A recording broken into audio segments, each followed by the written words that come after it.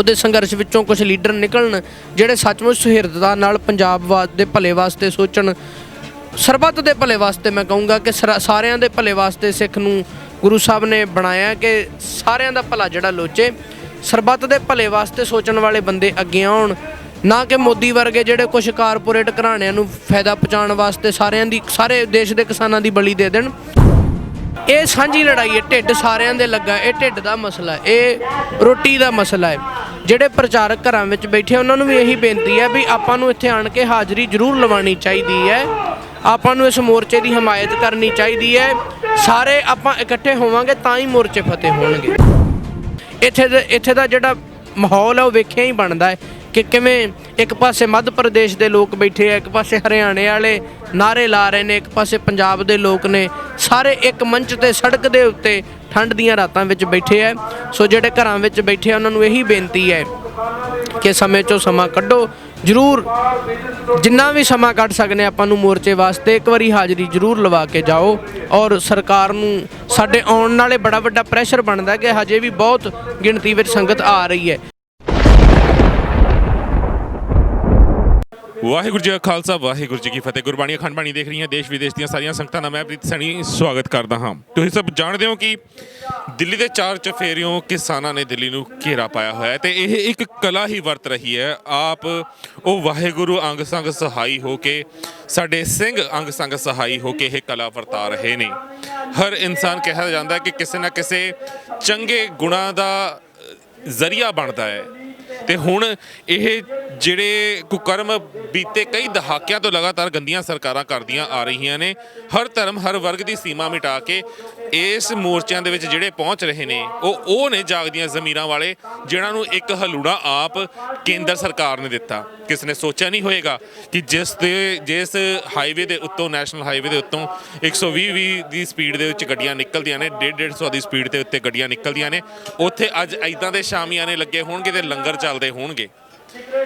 ਤੇ ਜੇਕਰ ਸਰਕਾਰਾਂ ਇਸੇ ਤਰ੍ਹਾਂ ਆਪਣੇ ਅੜੀਅਲ ਰਵੱਈਏ ਤੇ ਅੜੀਆਂ ਰਹੀਆਂ ਤਾਂ ਇਹ ਮੋਰਚੇ ਇੱਥੋਂ ਨਾ ਤਾਂ ਵਿਫਲ ਹੋਣ ਵਾਲੇ ਨੇ, ਨਾ ਚੱਕੇ ਜਾਣ ਵਾਲੇ ਨੇ। ਕਿਉਂਕਿ ਹੁਣ ਅਗਰ ਕਾਰ ਸੇਵਾ ਦੀ ਗੱਲ ਕੀਤੀ ਜਾਵੇ ਤਾਂ ਬੀਤੇ ਲੰਬੇ ਸਮੇਂ ਤੋਂ ਅਲੱਗ-ਅਲੱਗ ਥਾਂ 'ਤੇ ਕਾਰ ਸੇਵਾ ਕਰਨ ਵਾਲੇ ਬਾਬਾ ਅਮਰੀਕ ਸਿੰਘ ਜੀ, ਉਹਨਾਂ ਦੇ ਸਪੁੱਤਰ ਸਾਡੇ ਨਾਲ ਨੇ ਤਰਨਜੀਤ ਸਿੰਘ ਜੀ, ਉਹਨਾਂ ਦਾ ਵੀ ਇੱਥੇ ਲੰਗਰ ਦੀ ਸੇਵਾ ਚੱਲ ਰਹੀ ਹੈ। ਅਟੁੱਟ ਲੰਗਰ ਬਾਬੇ ਨਾਨਕ ਦਾ ਇੱਥੇ ਵੀ ਵਰਤਾਇਆ ਜਾ ਰਿਹਾ। ਉਹਨਾਂ ਤੋਂ ਜਾਣਦੇ ਹਾਂ ਵੀ ਇਹ ਜਿਹੜੀ ਕਲਾ ਵਰਤ ਰਹੀ ਹੈ ਇਸ ਦੇ ਬਾਰੇ ਉਹ ਆਪ ਕੀ ਸੋਚਦੇ ਨੇ। ਵਾਹਿਗੁਰੂ ਜੀ ਕਾ ਖਾਲਸਾ, ਵਾਹਿਗੁਰੂ ਜੀ ਕੀ ਫਤਿਹ। ਵਾਹਿਗੁਰੂ ਜੀ ਕੀ ਫਤਿਹ ਜੀ। ਸੋ ਬਹੁਤ ਉਤਸ਼ਾਹ ਵੇਖਣ ਨੂੰ ਮਿਲ ਰਿਹਾ ਔਰ ਬੜਾ ਚਾਅ ਨੌਜਵਾਨੀ ਵਿੱਚ ਔਰ ਬੜੇ ਤਰੀਕੇ ਨਾਲ, ਬੜੇ ਜਜ਼ਬੇ ਨਾਲ ਜਿਹੜਾ ਇਹ ਸੰਘਰਸ਼ ਲੜਿਆ ਜਾ ਰਿਹਾ। ਸੱਚਮੁੱਚ ਵਾਹਿਗੁਰੂ ਜੀ ਕੀ ਹੀ ਕਲਾ ਵਰਤ ਰਹੀ ਹੈ, ਕਿਉਂਕਿ ਇੰਨੇ ਵਰਗ, ਹਰ ਵਰਗ ਇੱਥੇ, ਹਰ ਪ੍ਰਚਾਰਕ, ਹਰ ਸੰਤ ਸਮਾਜ, ਕਾਰ ਸੇਵਾ ਵਾਲੇ, ਨਾਲੇ ਵਕੀਲ, ਡਾਕਟਰ, ਹਰ ਵਰਗ ਇੱਥੇ ਆਣ ਕੇ ਇੱਕ ਮੰਚ ਤੇ ਬੈਠਾ। ਪੂਰਾ ਪੰਜਾਬ ਨਹੀਂ, ਹਰਿਆਣਾ, ਹਿਮਾਚਲ, ਰਾਜਸਥਾਨ ਦੇ ਲੋਕ, ਭੋਪਾਲ ਦੇ, ਮੱਧ ਪ੍ਰਦੇਸ਼ ਦੇ ਲੋਕ ਇੱਕ ਮੰਚ ਤੇ ਬੈਠੇ ਨੇ। ਜੋ ਸੋਚਣਾ ਅਸੰਭਵ ਲੱਗਦਾ ਸੀ ਉਹ ਅੱਜ ਸੱਚਮੁੱਚ ਇੱਥੇ ਕਲਾ ਵਰਤ ਰਹੀ ਹੈ। ਜੋ ਤੁਸੀਂ ਕਿਹਾ, ਸੱਚਮੁੱਚ ਇੱਥੇ ਵਾਹਿਗੁਰੂ ਜੀ ਦੀ ਕਲਾ ਵਰਤ ਰਹੀ ਹੈ। ਔਰ ਸਾਨੂੰ ਪੂਰੀ ਉਮੀਦ ਹੈ ਕਿ ਇਹ ਜਿਹੜਾ ਮੋਰਚਾ ਸਾਰਿਆਂ ਦਾ ਸਾਂਝਾ ਲੱਗਾ ਹੋਇਆ, ਇਹਦੇ ਵਿੱਚ ਸਾਨੂੰ ਫਤਿਹ ਜ਼ਰੂਰ ਹਾਸਲ ਹੋਏਗੀ ਔਰ ਸਰਕਾਰ ਨੂੰ ਇਹਦੇ ਅੱਗੇ ਝੁਕਣਾ ਜ਼ਰੂਰ ਪਏਗਾ। ਇੱਥੋਂ ਦਾ ਮਾਹੌਲ ਇੱਕ ਵੱਖਰਾ ਜਿਹਾ ਮਾਹੌਲ ਲੱਗ ਰਿਹਾ, ਨਿਰਾਲਾ ਮਾਹੌਲ ਹੈ। ਇੱਦਾਂ ਲੱਗਦਾ ਹੀ ਨਹੀਂ ਆਪਾਂ ਕੋਈ ਧਰਨੇ 'ਤੇ ਬੈਠੇ ਹਾਂ, ਕੋਈ ਮੁਸ਼ਕਿਲ ਚੱਲ ਰਿਹਾ। ਹਰ ਚੀਜ਼, ਹਰ ਫੈਸਿਲਿਟੀ ਇੱਥੇ ਸੰਗਤਾਂ ਨੇ ਉਸ ਚੀਜ਼ ਦਾ ਪ੍ਰਬੰਧ ਕੀਤਾ। ਖਾਣ ਪੀਣ ਦੀ ਕੋਈ ਮੁਸ਼ਕਿਲ ਨਹੀਂ, ਰਹਿਣ ਦੀ ਕੋਈ ਮੁਸ਼ਕਿਲ ਨਹੀਂ, ਨਹਾਉਣ ਧੋਣ ਦੀ ਕੋਈ ਮੁਸ਼ਕਿਲ ਨਹੀਂ। ਸੋ ਬੜੇ ਵਧੀਆ ਤਰੀਕੇ ਨਾਲ ਗੁਰੂ ਸਾਹਿਬ ਕਿਰਪਾ ਕਰਨ ਆਪਾਂ ਛੇਤੀ ਫਤਿਹ ਪ੍ਰਾਪਤ ਕਰੀਏ। ਬਿਲਕੁਲ, ਫਤਿਹ ਜਲਦੀ ਪ੍ਰਾਪਤ ਕਰੀਏ। ਪਰ ਜਿਸ ਤਰੀਕੇ ਦੇ ਨਾਲ ਸਰਕਾਰ ਦਾ ਰਵੱਈਆ ਦੇਖਣ ਨੂੰ ਮਿਲ ਰਿਹਾ ਹੈ, ਇਹ ਤਾਂ ਸਰਕਾਰ ਨੂੰ ਪਤਾ ਲੱਗ ਗਿਆ ਕਿ ਬਹੁਤ ਗਲਤ ਕੌਮ ਦੇ ਨਾਲ ਇੱਕ ਵਾਰ ਮੁੜ ਮੱਥਾ ਲਾ ਲਿਆ ਹੈ ਉਹਨਾਂ ਨੇ। ਕਿਉਂਕਿ ਅਗਰ ਹਿੰਦ ਸਰਕਾਰ ਦੀ ਗੱਲ ਕੀਤੀ ਜਾਵੇ, ਕੱਟੜਵਾਦੀ, ਮੈਂ ਸਾਰੇ ਹਿੰਦੂ ਭਾਈਚਾਰੇ ਦੀ ਗੱਲ ਨਹੀਂ ਕਰ ਰਿਹਾ, ਕੁਝ ਕੱਟੜਵਾਦੀ ਸੋਚ ਜਿਹੜੇ ਰੱਖਣ ਵਾਲੇ ਹੈ ਨੇ, ਜੋ ਭਗਵੇਂ ਏਜੰਡਿਆਂ ਦੇ ਹੇਠ ਜਾਂ ਕਿਸੇ ਇੱਕ ਪਾਰਟੀ ਜਾਂ ਇੱਕ ਰਣਨੀਤੀ ਦੇ ਡੰਡਿਆਂ ਦੇ ਹੇਠ ਸਾਰਿਆਂ ਨੂੰ ਇੱਕ ਪਾਸੇ ਤੋਰਨ ਦੀ ਕੋਸ਼ਿਸ਼ ਕਰ ਰਹੇ ਨੇ, ਮੈਂ ਉਹਨਾਂ ਦੀ ਗੱਲ ਕਰ ਰਿਹਾ ਹਾਂ। ਉਹ ਜੋ ਚੀਜ਼ਾਂ ਥੋਪਣ ਦੀ ਕੋਸ਼ਿਸ਼ ਕਰ ਰਹੇ ਨੇ, ਜੋ ਇੱਕ ਹਿੰਦੂਵਾਦੀ ਏਜੰਡਾ ਲੈ ਕੇ ਚੱਲੇ ਹੋਏ ਨੇ, ਸਾਰਿਆਂ ਨੂੰ ਪਤਾ ਹੈ ਉਹ। ਤੇ ਉਸ ਚੀਜ਼ ਨੂੰ ਰੋਕਣ ਵਾਸਤੇ ਅੱਜ ਅਸੀਂ ਦਿੱਲੀ ਦੀ ਹਿੱਕ ਤੇ ਬੈਠ ਗਏ ਹਾਂ। ਤੇ ਹੁਣ ਤੁਹਾਨੂੰ ਕੀ ਲੱਗਦਾ ਕਿ ਇਸ ਮੋਰਚੇ ਨੇ ਬਹੁਤ ਕੁਝ ਹੁਣ ਤੱਕ ਪ੍ਰਾਪਤ ਕਰ ਲਿਆ? ਸਾਡੀ ਜਿੱਤ, ਅਸੀਂ 19ਵੀਂ ਵਾਰ ਦਿੱਲੀ ਜਿੱਤ ਗਏ ਆ, ਤੇ ਇਸ ਤੋਂ ਅਸੀਂ ਕੀ ਤੁਹਾਨੂੰ ਲੱਗਦਾ ਤੁਹਾਡੇ ਹਿਸਾਬ ਨਾਲ ਅਸੀਂ ਕੀ ਪ੍ਰਾਪਤੀਆਂ ਕਰ ਲਈਆਂ ਤੇ ਹੋਰ ਕੀ ਪ੍ਰਾਪਤੀਆਂ ਅਸੀਂ ਕਰ ਸਕਦੇ ਹਾਂ? ਵੇਖੋ, ਸਭ ਤੋਂ ਜਿਹੜੀ ਵੱਡੀ ਗੱਲ ਹੈ ਉਹ ਨੌਜਵਾਨਾਂ ਦੇ ਸੋਚ ਵਿੱਚ ਬੜੀ ਵੱਡੀ ਤਬਦੀਲੀ ਆ ਰਹੀ ਹੈ। ਜਿਹੜੀ ਸਾਡੀ ਨੌਜਵਾਨੀ ਨੂੰ ਕਹਿੰਦੇ ਸੀ ਨਸ਼ਿਆਂ ਵਿੱਚ ਪਈ ਹੋਈ ਹੈ, ਇਹ ਬਸ ਨੱਚਣ ਗਾਉਣ ਵਾਲੇ ਨੇ, ਇਹ ਗੀਤ ਗਾਉਣ ਵਾਲਿਆਂ ਦੇ ਮਗਰ ਲੱਗੇ ਹੋਏ ਨੇ, ਅੱਜ ਉਹਨਾਂ ਵਿੱਚ ਇਹੋ ਜਿਹਾ ਜਜ਼ਬਾ ਵੀ ਅਸੀਂ ਕੁਝ ਇਹੋ ਜਿਹਾ ਨਾ ਕਰੀਏ ਜਿਹਦੇ ਨਾਲ ਸਾਡੀ ਕਮਿਊਨਿਟੀ ਵੱਲ ਲੋਕ ਉਂਗਲ ਕਰਨ। ਇੰਨੀ ਸੁਹਿਰਦਤਾ ਨਾਲ, ਇੰਨੀ ਸਿਆਣਪ ਨਾਲ ਕੱਲਾ ਕੱਲਾ ਬੰਦਾ ਸੰਘਰਸ਼ ਨੂੰ ਲੜ ਰਿਹਾ ਹੈ। ਸੋ ਇਹ ਬੜੀ ਵੱਡੀ ਚੇਂਜ ਹੈ ਜਿਹੜੀ ਸੁਭਾਅ ਵਿੱਚ ਸੰਘਰਸ਼ ਤੋਂ ਬਾਅਦ ਪਤਾ ਲੱਗੇਗਾ ਕਿ ਕਿੰਨਾ ਕਿੰਨਾ ਕੁਝ ਅਸੀਂ ਇਹਦੇ ਵਿੱਚੋਂ ਖੱਟਿਆ ਹੈ, ਕਿੰਨੀ ਇਹਦੇ ਵਿੱਚੋਂ ਸਾਨੂੰ ਕਾਮਯਾਬੀ ਮਿਲੀ ਹੈ, ਕੀ ਚੇਂਜ ਆਉਂਦੀ ਹੈ ਉਹ ਤੇ ਆਉਣ ਵਾਲਾ ਸਮਾਂ ਦੱਸੇਗਾ। ਪਰ ਜੋ ਹੁਣ ਵੇਖਣ ਨੂੰ ਮਿਲ ਰਿਹਾ ਹੈ, ਬੜੀ ਸਿਆਣਪ ਨਾਲ ਸਾਡੀ ਨੌਜਵਾਨੀ ਬੜੇ ਤਰੀਕੇ ਨਾਲ ਔਰ ਬੜੇ ਇੰਨੇ ਸਬਰ ਨਾਲ, ਸ਼ਾਂਤੀ ਨਾਲ ਰਹਿਣਾ। ਸਾਡੇ ਪੰਜਾਬੀ ਤੇ ਮੈਂ ਅੱਗੇ ਬੜੀ ਵਾਰੀ ਕਿਹਾ ਵੀ ਅਸੀਂ ਤੇ ਨਗਰ ਕੀਰਤਨਾਂ ਦੇ ਟਰਾਲੀਆਂ ਲਾਉਣ ਤੋਂ ਲੜ ਪੈਂਦੇ ਹਾਂ ਨਗਰ ਕੀਰਤਨਾਂ ਤੇ, ਪਰ ਇੱਥੇ ਵੇਖੋ ਕੋਈ ਹੁੱਲੜਬਾਜੀ ਨਹੀਂ ਹੋ ਰਹੀ। ਇੰਨੀਆਂ ਟਰਾਲੀਆਂ ਲੱਗੀਆਂ ਨੇ, ਕੋਈ ਇੱਕ ਬੰਦਾ ਤੁਹਾਡੇ ਨਾਲ ਕਿਸੇ ਦਾ ਮੋਢਾ ਵੱਜ ਜਾਂਦਾ ਨਾ, ਉਹ ਤੁਹਾਡੇ ਤੋਂ 10 ਵਾਰੀ ਸੌਰੀ ਮੰਗਦਾ। ਸੋ ਬੜਾ ਸਬਰ ਵੇਖਣ ਨੂੰ ਮਿਲ ਰਿਹਾ ਔਰ ਬੜੇ ਤਰੀਕੇ ਨਾਲ ਸੰਘਰਸ਼ ਲੜਿਆ ਜਾ ਰਿਹਾ, ਜੋ ਸੱਚਮੁੱਚ ਚਾਹੀਦਾ। ਇੱਕ ਏਕਾ ਭਾਈਚਾਰਕ ਸਾਂਝ ਵੱਧ ਰਹੀ ਹੈ ਸੰਘਰਸ਼ ਦੀ, ਇਹ ਬੜੀ ਵੱਡੀ ਦੇਣ ਹੈ ਕਿ ਹਰਿਆਣੇ ਦਾ, ਹਿਮਾਚਲ ਨਾਲ, ਯੂਪੀ ਨਾਲ ਸਾਡਾ ਆਪਸੀ ਪਿਆਰ ਜਿਹੜਾ ਉਹ ਬੜਾ ਵਧਿਆ। ਸੋ ਇਹ ਚੀਜ਼ਾਂ ਜਿਹੜੀਆਂ ਨੇ ਮੈਂ ਸਮਝਣਾ ਕਿ ਸਾਨੂੰ ਇਸ ਸੰਘਰਸ਼ ਵਿੱਚੋਂ ਪ੍ਰਾਪਤੀਆਂ ਹੋਈਆਂ ਨੇ ਜੀ। ਉੱਤੇ ਹੁਣ ਤਾਂ ਹਿੰਦੂ ਜਥੇਬੰਦੀਆਂ ਵੀ ਇਹ ਗੱਲ ਕਹਿਣ ਲੱਗ ਪਈਆਂ ਨੇ ਕਿ 1966 ਤੋਂ ਪਹਿਲਾਂ ਵਰਗਾ ਜਿਹੜਾ ਮਹਾ ਪੰਜਾਬ ਸੀਗਾ, ਬੀਤੇ ਦਿਨੀ ਸ਼ਿਵ ਸੈਨਾ ਨੇ ਵੀ ਪ੍ਰੈਸ ਕਾਨਫਰੰਸ ਕੀਤੀ, ਉਹਨਾਂ ਨੇ ਮਹਾ ਪੰਜਾਬ ਦੀ ਗੱਲ ਕੀਤੀ, SYL ਦੇ ਪਾਣੀ ਦੀ ਗੱਲ ਕੀਤੀ ਕਿ ਕਿਸਾਨ ਜਥੇਬੰਦੀਆਂ ਦੇ ਹੱਥ ਇਸ ਵੇਲੇ ਮੌਕਾ ਬਹੁਤ ਵੱਡਾ ਲੱਗਿਆ ਹੋਇਆ ਹੈ ਤੇ ਕੋਟਾਂ ਕਚਹਿਰੀਆਂ ਤੋਂ ਬਾਹਰ ਆਪਸੀ ਭਾਈਚਾਰਕ ਸਾਂਝ ਨੂੰ ਮੁੱਖ ਰੱਖਦਿਆਂ ਹੋਇਆਂ ਇਹ ਵੀ ਫੈਸਲੇ ਉਹ ਆਪ ਲੈਣ ਤੇ ਆਪਣੀ ਇੱਕ ਖੁਦ ਮੁਖਤਿਆਰੀ ਵਾਸਤੇ ਆਪਣੀ ਪਾਰਟੀ ਦਾ ਨਿਰਮਾਣ ਕਰਨ, ਇੱਕ ਅਜਿਹੀ ਪਾਰਟੀ ਦਾ ਨਿਰਮਾਣ ਕਰਨ ਜੋ ਹੱਕ ਸੱਚ ਦੀ ਗੱਲ ਚੱਕਣਾ ਜਾਣਦੀ ਹੋਵੇ, ਜੋ ਸਾਡੀ ਖੇਤਰੀ ਪਾਰਟੀ ਹੋਵੇ। ਕੀ ਸੋਚਦੇ ਹੋ ਇਸ ਬਾਰੇ? ਇਹ ਸੰਘਰਸ਼ ਜਿਹੜਾ ਇਸ ਟਾਈਮ ਜਿਹੜਾ ਆਹ ਟਾਈਮ ਹੈ, ਇੱਥੇ ਇਹਨਾਂ ਦਾ ਮੁੱਦਾ ਜਿਹੜਾ ਇੱਕ ਹੈ ਮੇਨ, ਵੀ ਜਿਹੜੇ ਇਹ ਕਾਨੂੰਨ ਨੇ ਇਹਨਾਂ ਨੂੰ ਰੱਦ ਕਰੀਏ। ਬਾਕੀ ਇਸ ਗੱਲ ਦੀ ਸਾਨੂੰ ਸਮਝ ਲੱਗੀ ਹੈ ਕਿ ਜਦੋਂ ਲੋਕ ਇੱਕ ਹੋ ਜਾਣ ਉਹਨਾਂ ਵਾਸਤੇ ਕੋਈ ਵੀ ਗੱਲ ਮੁਸ਼ਕਲ ਨਹੀਂ, ਭਾਵੇਂ ਉਹ ਕੋਈ ਵੀ ਕਿਸੇ ਚੀਜ਼ ਨੂੰ ਰੱਦ ਕਰਾਉਣਾ ਹੋਵੇ, ਕੋਈ ਕਾਨੂੰਨ ਪਾਸ ਕਰਾਉਣਾ ਹੋਵੇ, ਕੁਝ ਵੀ ਸਰਕਾਰ ਕੋਲੋਂ ਮਨਾਉਣਾ ਹੋਵੇ, ਉਹ ਔਖਾ ਨਹੀਂ ਜਦੋਂ ਲੋਕ ਇੱਕ ਹੋ ਜਾਣ। ਜੇ ਇਹ ਏਕਾ ਇਸੇ ਤਰ੍ਹਾਂ ਕਾਇਮ ਰਹਿੰਦਾ ਹੈ, ਆਪਣੀ ਪਾਰਟੀ ਬਣਾਉਣ, ਉਹਦੇ ਸੰਘਰਸ਼ ਵਿੱਚੋਂ ਕੁਝ ਲੀਡਰ ਨਿਕਲਣ ਜਿਹੜੇ ਸੱਚਮੁੱਚ ਸੁਹਿਰਦਤਾ ਨਾਲ ਪੰਜਾਬ ਦੇ ਭਲੇ ਵਾਸਤੇ ਸੋਚਣ, ਸਰਬੱਤ ਦੇ ਭਲੇ ਵਾਸਤੇ। ਮੈਂ ਕਹੂੰਗਾ ਕਿ ਸਾਰਿਆਂ ਦੇ ਭਲੇ ਵਾਸਤੇ ਸਿੱਖ ਨੂੰ ਗੁਰੂ ਸਾਹਿਬ ਨੇ ਬਣਾਇਆ ਕਿ ਸਾਰਿਆਂ ਦਾ ਭਲਾ ਜਿਹੜਾ ਲੋਚੇ, ਸਰਬੱਤ ਦੇ ਭਲੇ ਵਾਸਤੇ ਸੋਚਣ ਵਾਲੇ ਬੰਦੇ ਅੱਗੇ ਆਉਣ, ਨਾ ਕਿ ਮੋਦੀ ਵਰਗੇ ਜਿਹੜੇ ਕੁਝ ਕਾਰਪੋਰੇਟ ਘਰਾਣਿਆਂ ਨੂੰ ਫਾਇਦਾ ਪਹੁੰਚਾਉਣ ਵਾਸਤੇ ਸਾਰੇ ਦੇਸ਼ ਦੇ ਕਿਸਾਨਾਂ ਦੀ ਬਲੀ ਦੇ ਦੇਣ।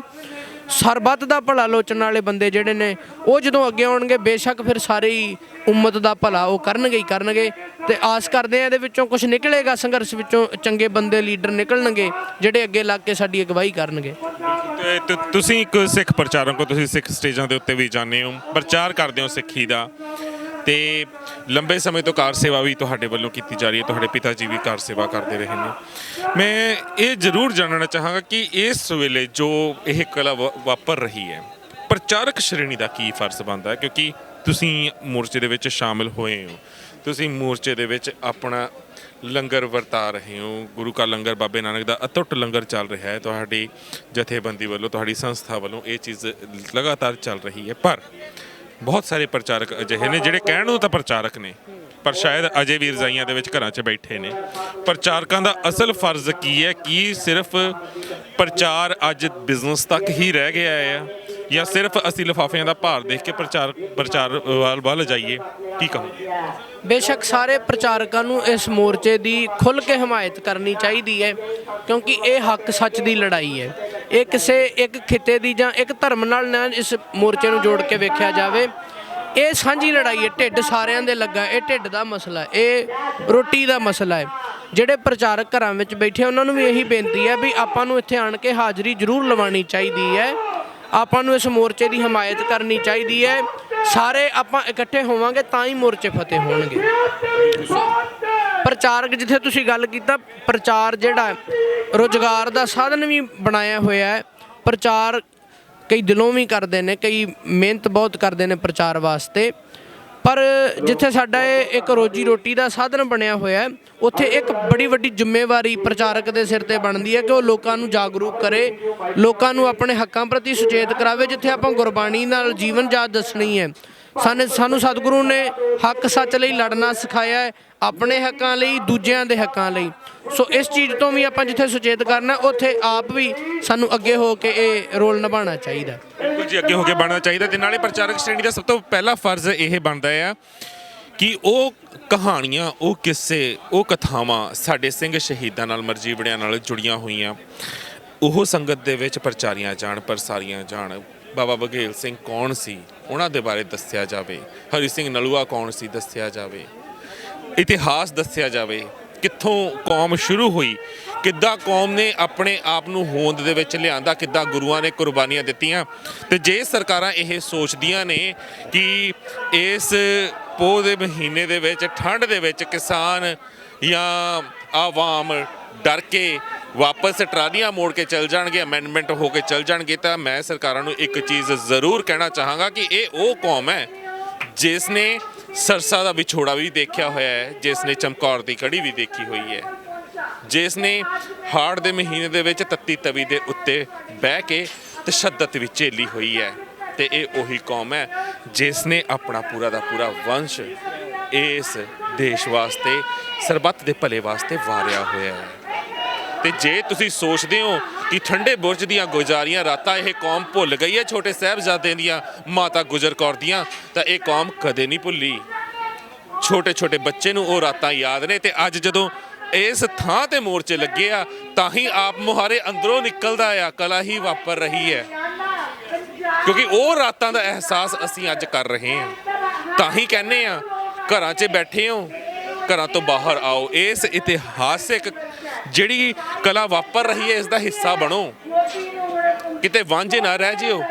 ਕੱਲ ਨੂੰ ਤੁਹਾਡੇ ਬੱਚਿਆਂ ਨੇ, ਤੁਹਾਡੀਆਂ ਪੀੜ੍ਹੀਆਂ ਨੇ ਪੁੱਛਣਾ ਹੈ ਵੀ ਜਦੋਂ ਦਿੱਲੀ ਜਾ ਕੇ ਦਿੱਲੀ ਘੇਰੀ ਸੀ 19ਵੀਂ ਵਾਰ ਸਿੱਖ ਕੌਮ ਨੇ, ਕੀ ਬਾਪੂ, ਕੀ ਮਾਂ, ਤੂੰ ਉਸ ਮੋਰਚੇ 'ਤੇ ਗਈ ਸੀ? ਤੁਹਾਡੇ ਕੋਲ ਜਵਾਬ ਨਹੀਂ ਹੋਣਾ ਜੇ ਤੁਸੀਂ ਨਾ ਆਏ। ਇਹ ਇਤਿਹਾਸਿਕ ਘਟਨਾ ਹੋਈ ਹੈ ਤੇ ਇਹ ਸੁਨਹਿਰੀ ਅੱਖਰਾਂ ਦੇ ਵਿੱਚ ਲਿਖਿਆ ਜਾਣਾ ਹੈ ਕਿ ਕੌਣ ਗਿਆ ਸੀ ਤੇ ਕੌਣ ਰਹਿ ਗਿਆ ਸੀ। ਤੁਸੀਂ ਕੀ ਕਹੋਗੇ ਇਸ ਘਟਨਾ ਦੇ ਬਾਰੇ? ਬੇਸ਼ੱਕ ਤੁਹਾਡੀ ਗੱਲ ਬਿਲਕੁਲ ਠੀਕ ਹੈ। ਅੱਜ ਇਤਿਹਾਸ ਰਚਿਆ ਜਾ ਰਿਹਾ ਹੈ। ਅੱਜ ਜਾਗਦੀਆਂ ਜ਼ਮੀਰਾਂ ਵਾਲੇ ਜਿਹੜੇ ਲੋਕ ਨੇ, ਉਹ ਇਸ ਮੋਰਚਿਆਂ ਵਿੱਚ ਹਾਜ਼ਰੀਆਂ ਭਰ ਰਹੇ ਨੇ ਔਰ ਹੱਕ ਸੱਚ ਦੀ ਆਪਣੀ ਲੜਾਈ ਲੜ ਰਹੇ ਨੇ।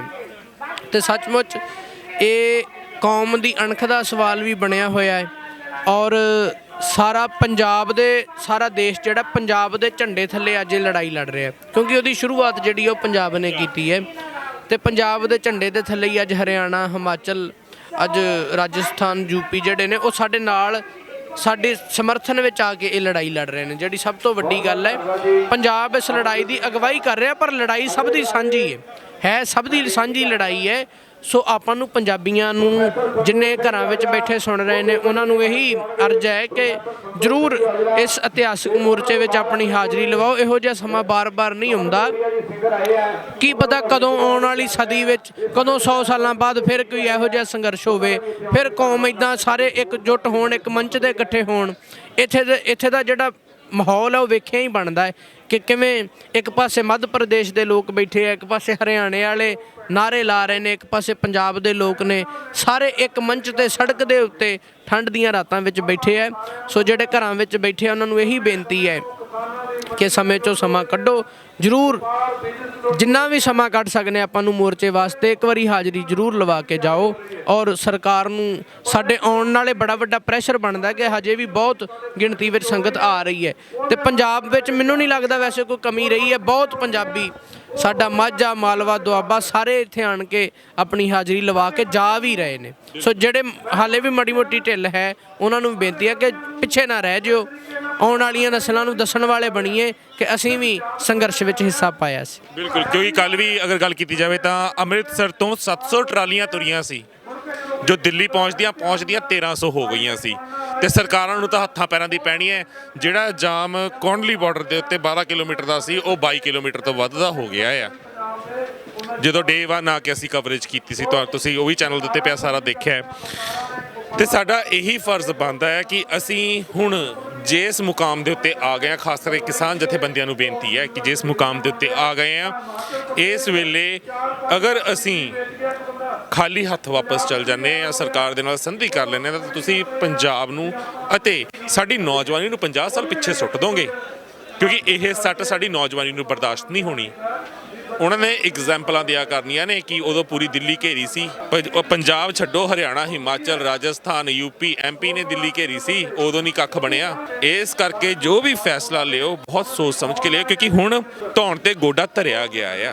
ਹੁਣ ਸਵਾਮੀਨਾਥਨ ਕਮਿਸ਼ਨ ਦੀ ਚਾਹੇ ਰਿਪੋਰਟ ਤੁਸੀਂ ਲਾਗੂ ਕਰਵਾ ਲਓ, ਚਾਹੇ ਪੰਜਾਬ ਦੇ ਪਾਣੀਆਂ ਦੇ ਹੱਕ ਲੈ ਲਓ, ਤੇ ਚਾਹੇ ਆਪਣੀ ਖੁਦ ਮੁਖਤਿਆਰੀ ਦੀ ਗੱਲ ਕਰ ਲਓ। ਖੁਦ ਮੁਖਤਿਆਰੀ ਤੋਂ ਯਾਦ ਆਇਆ, ਕਿਉਂਕਿ ਇਹੀ ਗੱਲਾਂ, ਇਹੀ ਮੰਗਾਂ ਜਿਹੜੀਆਂ ਨੂੰ ਲੈ ਕੇ ਅੱਜ ਮੋਰਚਾ ਲੱਗਿਆ ਦਿੱਲੀ ਦੀ ਹਿੱਕ ਤੇ, ਇਹੀ ਗੱਲ ਤਾਂ ਸੰਤ ਵੀ ਕਰਿਆ ਕਰਦੇ ਸਨ, ਸੰਤ ਜਰਨੈਲ ਸਿੰਘ ਜੀ ਭਿੰਡਰਾਂ ਵਾਲੇ। ਤੇ ਜਦੋਂ ਉਹਨਾਂ ਦੀ ਗੱਲ ਸ਼ੰਭੂ ਮੋਰਚੇ ਤੋਂ ਪਹਿਲੀ ਵਾਰ ਕੀਤੀ ਗਈ ਤਾਂ ਉਸ ਨੂੰ ਅੱਤਵਾਦ, ਵੱਖਵਾਦ ਦੇ ਨਾਲ ਜੋੜਿਆ ਗਿਆ। ਕੀ ਸੋਚਦੇ ਹੋ ਕਿ ਸੰਤ ਜਿਨ੍ਹਾਂ ਦੇ ਖਿਲਾਫ ਅੱਜ ਤੱਕ ਕੋਈ ਵੀ ਐਵੀਡੈਂਸ ਅਜਿਹਾ ਹੈ ਹੀ ਨਹੀਂ ਕਿ ਉਹ ਅੱਤਵਾਦੀ ਸੀ ਜਾਂ ਵੱਖਵਾਦੀ ਸੀ, ਜਿਨ੍ਹਾਂ ਨੇ ਕਦੇ ਖਾਲਿਸਤਾਨ ਦੀ ਮੰਗ ਸਾਹਮਣੇ ਕੀਤੀ ਨਹੀਂ, ਉਹਨਾਂ ਨੂੰ ਸਾਡੀ ਕੌਮ ਦੇ ਮਹਾਨ ਜਰਨੈਲ ਨੂੰ, ਸ਼ਹੀਦ ਨੂੰ ਅਜਿਹਾ ਕਿਉਂ ਦਿਖਾਇਆ ਗਿਆ, ਕਿਉਂ ਪ੍ਰੈਜ਼ੈਂਟ ਕੀਤਾ ਗਿਆ ਕਿ ਨੌਜਵਾਨੀ ਉਹਨਾਂ ਦੀ ਗੱਲ ਕਰਨ ਤੋਂ ਵੀ ਡਰੇ? ਬੇਸ਼ੱਕ ਇਦਾਂ ਹੀ ਹੈ। ਸਾਡੇ ਜਿਹੜਾ ਨੈਸ਼ਨਲ ਮੀਡੀਆ ਹੈ ਉਹ ਹੋਰ ਹਿਸਾਬ ਨਾਲ ਸੋਚਦੇ ਨੇ, ਉਹ ਹੋਰ ਤਰੀਕੇ ਨਾਲ ਕੁਝ ਹੋਰ ਚੀਜ਼ਾਂ ਨੂੰ ਰਿਪਰੈਜ਼ੈਂਟ ਕਰਨਾ ਚਾਹੁੰਦੇ ਨੇ। ਪਰ ਜਿਹੜਾ ਹੁਣ ਮਸਲਾ, ਮੈਂ ਤੁਹਾਨੂੰ ਇਹੀ ਬੇਨਤੀ ਕਰਾਂਗਾ ਕਿ ਇਹ ਜਿਹੜਾ ਮਸਲਾ ਸਾਰੇ ਕਿਸਾਨ ਆਗੂਆਂ ਨੇ ਇੱਥੇ ਇਹੀ ਜਿਹੜਾ ਸਾਨੂੰ ਦਿੱਤੀ ਹੈ ਸਲਾਹ, ਜਾਂ ਕਹਿ ਲਓ ਉਹਨਾਂ ਵੱਲੋਂ ਇਹੀ ਇੱਕ ਦਿਸ਼ਾ ਨਿਰਦੇਸ਼ ਜਾਰੀ ਕੀਤੇ ਨੇ ਵੀ ਆਪਾਂ ਇਸ ਜਿਹੜਾ ਮੋਰਚੇ ਨੂੰ, ਇਹਨੂੰ ਖਾਲਿਸਤਾਨ ਨਾਲ ਨਾ ਕਿਸੇ ਵੀ ਤਰੀਕੇ ਸਾਡੀ ਗੱਲ ਕਰਕੇ ਜੁੜੇ, ਨਾ ਇਹ ਮੋਰਚਾ ਕਿਸੇ ਵੀ ਤਰੀਕੇ ਵੱਖਵਾਦ ਨਾਲ ਜੁੜੇ। ਆਪਾਂ ਇੱਥੇ ਇੱਕ ਹੀ ਮੰਗ ਲੈ ਕੇ ਬੈਠੇ ਹਾਂ ਵੀ ਜਿਹੜਾ ਸਾਡਾ ਇੱਕ ਖੇਤੀ ਦੇ ਕਾਨੂੰਨ ਨੇ ਇਹ ਰੱਦ ਹੋਣੇ ਚਾਹੀਦੇ ਨੇ, ਕਿਉਂਕਿ ਸਾਡੀ ਲੜਾਈ ਜਿਹੜੀ ਹੈ ਇੱਥੇ ਇਹ ਹੋਣੀ ਚਾਹੀਦੀ ਹੈ ਵੀ ਆਹ ਕਾਨੂੰਨ ਰੱਦ ਹੋਣ। ਬਾਕੀ ਜਿਹੜੀਆਂ ਲੜਾਈਆਂ ਨੇ ਕੌਮ ਇਕੱਠੀ ਹੋਵੇ ਫਿਰ ਵੀ ਲੜੀਆਂ ਜਾ ਸਕਦੀਆਂ ਨੇ, ਪਰ ਇੱਥੇ ਜਿਹੜੀ ਲੜਾਈ ਅੱਜ ਸਾਡੀ ਹੈ, ਅੱਜ ਸਾਡੀ ਅਣਖ ਦੀ ਗੱਲ ਹੈ, ਇੱਜ਼ਤ ਦੀ ਗੱਲ ਹੈ। ਅੱਜ ਕੇਵਲ ਤੇ ਕੇਵਲ ਸਾਡਾ ਇੱਕੋ ਹੀ ਗੱਲ ਹੈ, ਕੋਈ ਖਾਲਿਸਤਾਨ ਸਾਡਾ ਮੁੱਦਾ ਨਹੀਂ, ਕੋਈ ਹੋਰ ਮੰਗ ਆਪਾਂ ਮੰਗਣ ਵਾਸਤੇ ਨਹੀਂ ਬੈਠੇ। ਆਪਾਂ ਸਿਰਫ ਇੱਥੇ ਇਹ ਮੰਗ ਮੰਗਣ ਲਈ ਬੈਠੇ ਹਾਂ ਕਿ ਇਹ ਜਿਹੜੇ ਕਾਲੇ ਕਾਨੂੰਨ ਨੇ ਇਹ ਰੱਦ ਕਰੋ। ਇਹ ਰੱਦ ਹੋਣਗੇ ਤੇ ਇਹ ਜਿੰਨੇ ਲੋਕ ਨੇ ਘਰਾਂ ਨੂੰ ਜਾਣਗੇ। ਤੇ ਅੰਤ ਵਿੱਚ ਦੇਸ਼ਾਂ ਵਿਦੇਸ਼ਾਂ ਦੀ ਸੰਗਤ ਨੂੰ ਕੀ ਸੁਨੇਹਾ ਦੇਣਾ ਚਾਹੋਗੇ ਕਿ NRI ਵੀਰ ਬਹੁਤ ਇਸ ਮੋਰਚੇ ਨੂੰ ਧਿਆਨ ਦੇ ਨਾਲ ਵਾਚ ਕਰ ਰਹੇ ਨੇ, ਦੇਖ ਰਹੇ ਨੇ, ਹਰ ਪਲ ਪਲ ਦੀ ਅਪਡੇਟ ਉਹਨਾਂ ਕੋਲ ਪਹੁੰਚ ਰਹੀ ਹੈ ਤੇ ਸਪੋਰਟ ਵੀ ਬਹੁਤ ਕਰ ਰਹੇ ਨੇ। ਸਾਨੂੰ 1000 ਫੋਨ ਦਿਹਾੜੀ ਦੇ ਵਿੱਚ ਆਉਂਦਾ ਕਿ ਕਿਸੇ ਵੀ ਚੀਜ਼ ਦੀ ਕਿਤੇ ਵੀ ਕਿਸੇ ਵੀ ਆਗੂ ਨੂੰ ਲੋੜ ਪੈਂਦੀ ਹੈ, ਕਿਸੇ ਸੰਸਥਾ ਨੂੰ ਲੋੜ ਪੈਂਦੀ ਹੈ, ਦੱਸੋ, ਅਸੀਂ ਫੰਡਿੰਗ ਕਰਨ ਨੂੰ ਤਿਆਰ ਬੈਠੇ ਹਾਂ। ਚਾਹੀਦਾ ਕੀ ਹੈ ਤੁਹਾਨੂੰ ਉਹ ਦੱਸੋ। ਉਹਨਾਂ ਵੀਰਾਂ ਨੂੰ, ਕਿਉਂਕਿ ਅਜੇ ਤੱਕ ਤਾਂ ਲੋੜ ਪਈ ਨਹੀਂ, ਬਹੁਤ ਵੀਰਾਂ ਦਾ ਫੋਨ ਆਇਆ, ਧੰਨਵਾਦ ਹੈ ਤੁਹਾਡਾ, ਕਿਉਂਕਿ ਤੁਹਾਡੇ ਕਰਕੇ ਸਾਡੀ ਹਿੰਮਤ ਬਣਦੀ ਹੈ। ਜੋ ਤੁਹਾਡੇ ਫੋਨ ਕਾਲਸ ਆਉਂਦੇ ਨੇ ਉਹ ਸਾਡੀ ਹਿੰਮਤ ਨੂੰ ਹੋਰ ਜਜ਼ਬਾ ਦੇ ਦਿੰਦੇ ਨੇ ਕਿ ਨਹੀਂ ਅਸੀਂ ਇਹ ਜੰਗ ਜਿੱਤਾਂਗੇ ਤੇ ਜ਼ਰੂਰ ਜਿੱਤਾਂਗੇ। ਉਹਨਾਂ NRI ਭੈਣਾਂ ਭਰਾਵਾਂ ਨੂੰ ਕੀ ਕਹਿਣਾ ਚਾਹੋਗੇ ਜੋ ਕਿਤੇ ਨਾ ਕਿਤੇ ਇਹਨਾਂ ਗੰਦੀਆਂ ਸਰਕਾਰਾਂ ਤੋਂ ਹੀ ਤੰਗ ਆ ਕੇ ਬਾਹਰ ਗਏ? ਬੇਸ਼ੱਕ ਆਪਾਂ ਉਹਨਾਂ ਨੂੰ ਇਹੀ ਬੇਨਤੀ ਕਰਨਾ ਚਾਹਾਂਗੇ ਕਿ ਹਾਲੇ ਬਹੁਤ ਕਿਸੇ ਵੀ ਚੀਜ਼ ਦੀ ਕਮੀ ਇੱਥੇ ਧਰਨੇ ਵਿੱਚ, ਮੋਰਚੇ ਵਿੱਚ ਨਹੀਂ ਆ ਰਹੀ, ਕਿਉਂਕਿ ਰਾਸ਼ਨ ਪਹੁੰਚਾਉਣ ਵਾਲੀ ਵੀ ਸੰਗਤ ਬਹੁਤ ਹੈ ਇੱਥੇ ਦੁੱਧ ਵੀ ਸਾਨੂੰ ਹਰਿਆਣੇ ਦੇ ਭਰਾ ਸਾਡੇ ਪਹੁੰਚਾ ਰਹੇ ਨੇ, ਸਿਲੰਡਰਾਂ ਤੱਕ ਦੇ ਕੇ ਜਾ ਰਹੇ ਨੇ। ਸੋ ਉਹਨਾਂ ਨੂੰ ਇਹੀ ਬੇਨਤੀ ਹੈ ਕਿ ਆਪਣਾ ਤਨੋ ਮਨੋ ਉਹ ਸਾਡੇ ਨਾਲ ਖੜੇ ਨੇ, ਉਸ ਚੀਜ਼ ਨੂੰ ਵਾਚ ਕਰ ਰਹੇ ਨੇ। ਜਿਸ ਚੀਜ਼ ਦੀ ਉਹਨਾਂ ਨੂੰ ਜ਼ਰੂਰਤ ਜਾਪਦੀ ਹੈ ਉੱਥੇ ਉਹ ਸੇਵਾ, ਉਹ ਆਪ ਸੇਵਾ ਕਰਨ, ਜਾਂ ਉਹ ਜਿਨ੍ਹਾਂ ਨੂੰ ਜਾਣਦੇ ਨੇ ਉਹਨਾਂ ਕੋਲੋਂ ਉਹ ਸੇਵਾ ਕਰਾਉਣ ਜਿਸ ਚੀਜ਼ ਦੀ ਲੋੜ ਮਹਿਸੂਸ ਹੁੰਦੀ ਹੈ। ਹਾਲੇ ਤੱਕ ਇੱਥੇ ਹਰ ਚੀਜ਼ ਇੱਥੇ ਪਹੁੰਚਦੀ ਹੋ ਰਹੀ ਹੈ, ਕੰਬਲ ਤੱਕ, ਟੂਥਪੇਸਟ ਤੱਕ, ਤੇਲ ਤੱਕ, ਸਾਬਣ ਤੱਕ, ਹਰ ਨਿੱਕੀ ਤੋਂ ਨਿੱਕੀ ਜ਼ਰੂਰਤ ਦਾ ਧਿਆਨ ਇੱਥੇ ਰੱਖਿਆ ਜਾ ਰਿਹਾ ਹੈ। ਬਹੁਤ ਸੇਵਾ ਆ ਰਹੀ ਹੈ।